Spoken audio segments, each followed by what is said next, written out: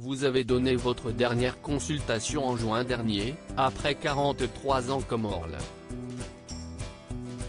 Comment tourne-t-on une page aussi lourde? Michel Sim, ce fut un déchirement, le jour où j'ai envoyé ma lettre de démission. Et encore plus quand j'ai reçu mon ultime patient. Si est-ce un choix difficile mais réfléchi et assumé. Il faut dire que la régularité de mes consultations et mes activités médias devenaient de moins en moins compatibles. Parlons donc de votre nouvelle vie.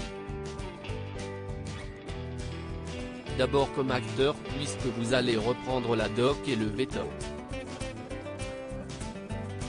On va en tourner 2 ou 3 d'ici l'année prochaine.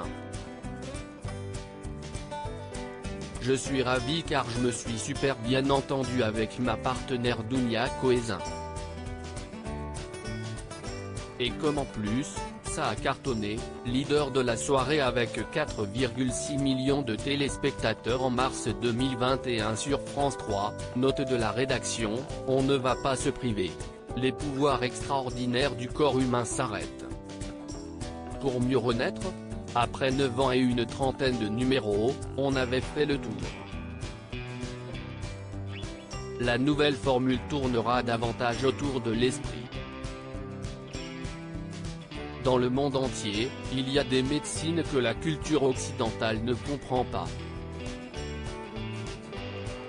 Les chamans, par exemple. Je ne sais pas comment ils fonctionnent mais ça m'intéresse de le découvrir. Booster enfin les audiences d'Antidote, est-ce un autre projet de vos projets? Avec en concurrence un coup le tennis, un coup l'athlétisme, c'était impossible de fidéliser le public. On va donc partir vers une nouvelle émission qui tendra plus vers le ludique. En développement aussi, une demi-douzaine de primes pour France Télévisions, dont l'une sur la mémoire. Vous serez ambassadeur pour la santé au JO de Paris en 2024. En quoi cela consistera-t-il? À faire sortir les Français de la sédentarité et de l'inactivité, qui sont des catastrophes sanitaires. La Covid l'a, hélas, démontré. Pour cela, je serai la vitrine de Pour une France en forme, un collectif des plus grands médecins du sport français qui expliqueront pourquoi et comment il faut se bouger. Vous évoquiez la Covid, quel est votre sentiment sur la situation actuelle et la perspective d'une 4e vague? L'expérience de ces 18 derniers mois démontre qu'il est impossible de faire des prédictions. Et je ne vais pas m'y risquer à nouveau, vu le retour de boomerang que je me suis pris en 2020. Mais je peux quand même dire que ce qui m'inquiète, ce sont les gens qui refusent la vaccination. Il semble que le variant soit sensible au vaccin. Donc s'il y a une 4e vague, on la devra à ceux qui n'ont pas voulu se faire vacciner, à commencer par le personnel soignant.